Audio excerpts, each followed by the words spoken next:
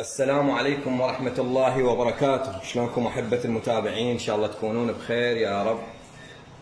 اليوم راح أسوي لكم طريقة عمل مندي الدجاج بطريقة إن شاء الله جدا سهلة والكل راح يستفاد منها. طبعا عندي هنا دجاجتين، دجاج طازج ذبح، تمام، أي دجاج يصير. عندي هنا نصف كوب زيت الزيتون أو زيت عادي. عندي هنا هاي الخلطة مال المندي راح انزلها لكم بصندوق الوصف، اللي هي ملعقتين كركم، ملعقتين كاري كبار، يعني ملعقتين طعام، وملعقة صغيرة مملوءة ثوم بودرة، وثلاث ملعقة او ملعقتين الملح حسب الحاجة. زين. وعندي هاي هنا هم البهارات. عندي هنا هذا دارسين قرفة، ورق الغار، هيل، مسمار، قرنفل يعني، وكزبرة، كله حبوب. هسه الطريقة اللي راح نبلش بيها شنو؟ نجيب هاي الخلطة مالتنا، نضيفها هنا، ونضيف عليها الزيت، ونخلطها حتى نتبل بيها الدجاج. هنا احبتي بعد ان خلطت التتبيلة، شوفوا هاي قدامكم. هسه راح اضيفها، تخلون الدجاج بانجانة كبيرة حتى تقدرون تحركونه وتخلطون جيد.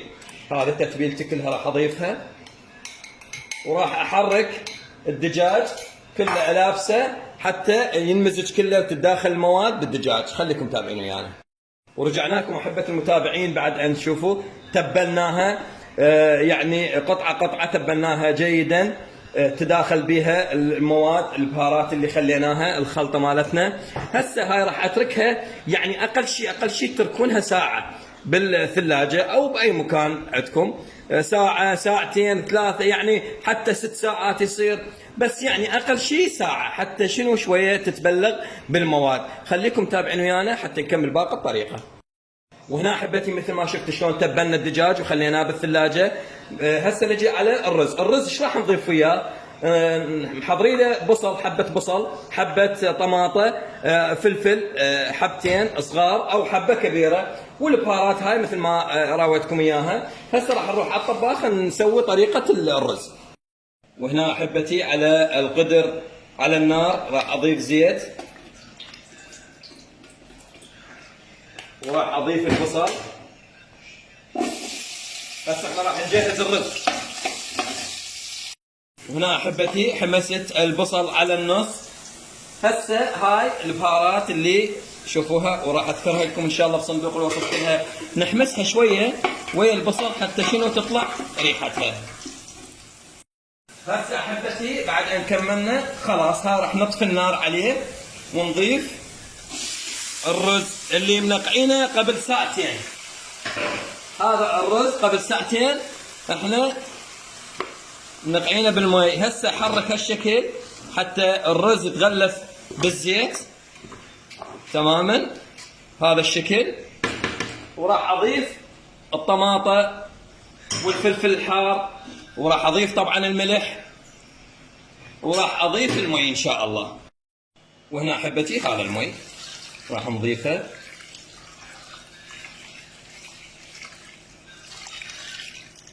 يحتاج بعد شويه. هنا احبتي ضفنا له بعد شويه مي. شوفوا المي يصير فوقه يعني قليل بهذا الشكل. ووزعنا الطماطم بهذا الشكل هم والفلفل، وان شاء الله هسه راح نكمل لكم باقي الطريقه. وهنا احبتي بعد ان شفت شلون جهزنا الرز، هسه نحط هذا القصدير. طبعا اني جبت شويه من هذا النوع الثخين شويه حتى يتحمل. طبعا شوفوا نخليه بهذا الشكل،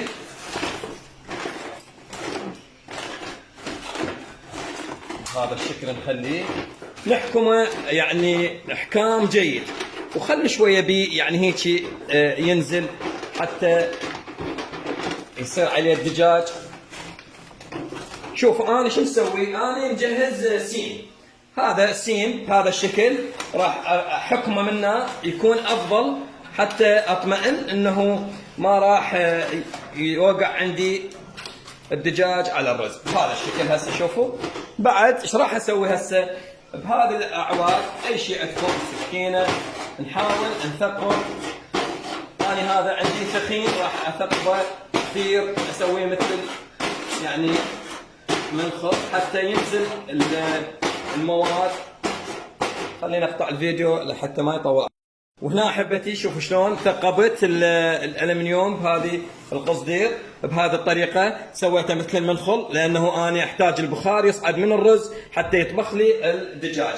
وهسه راح نصفط الدجاج عندنا بهذه الطريقه، نصفطها كلها. اصفطه وارجع لكم حتى ما يطول الفيديو. وهنا احبتي شوفوا مثل ما شفت شلون كملت الدجاج هنا فوق هذا القصدير. هسه راح اغلفه النوب من فوق بقصدير ثاني، بس هذا بدون تثقيل. خليكم تابعوني انا اغلفه وارجع لكم.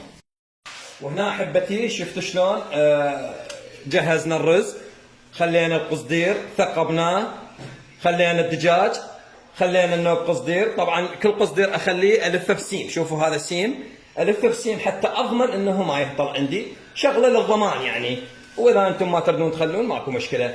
هسه هذا راح اروح ادخله بالفرن واشوف ايش قد ياخذ من الوقت، وان شاء الله اقول لكم. والافضل انا طبعا دائما كل ما اسوي مندي اخليه ساعتين بالفرن للاطمئنان، لانه تعرفون المندي ما ينفتح وينفحص وبعدين ترجع للفرن، فالساعتين ضمان 100% يعني انه ناضج وتماما اللحم صاير زبد والرز صاير نفاش ما شاء الله.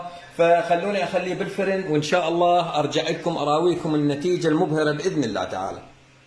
ورجعنا لكم احبه المتابعين بعد ان طلعنا المندي مالتنا من الفرن. اخذ من عندي ساعتين، اول ساعه ونص النار من الاسفل، واخير نصف ساعه النار من الاعلى.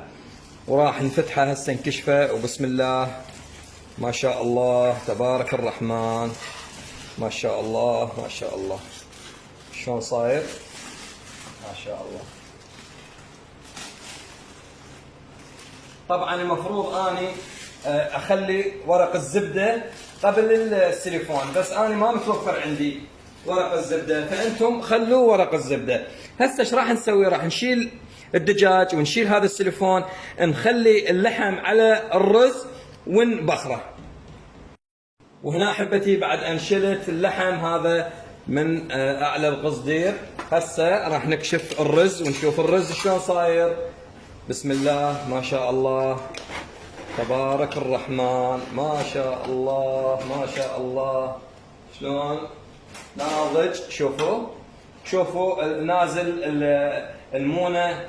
شوفوا الرز، شوفوا ما شاء الله، شوفوا شلون يتناثر الرز، روعه صاير. شوفوا ما في اروع من هذا الشيء. هسه ايش راح نسوي؟ راح نرجع اللحم هنا ونخلي الفحمه وياها زيت. فحمه طبعا مشغل سويتها على النار، جمرتها على الطباخ زين، وراح اخلي هسه اللحم كله وابهر وارجع لكم. وهنا احبتي شوفوا هاي سويت القصدير هيك مثل فنجان وخليت به فحمه، سويتها على الطباخ. هسه راح اضيف عليها زيت بهذا الشكل، ومباشره اغلقها بهذا الشكل، اغلقها حتى الدخان ما يطلع. خلي اتركها 5 دقائق. لكم احبه المتابعين بعد ان بهرنا مثل ما شفتوا الرز واللحم، لحم الدجاج كشفناه وطلعنا لحم الدجاج، وشوفوا ما شاء الله الرز شلون صاير، يعني روعه روعه. وهسه شوفوا ان شاء الله راح نقدمه الطبق التقديم باذن الله تعالى.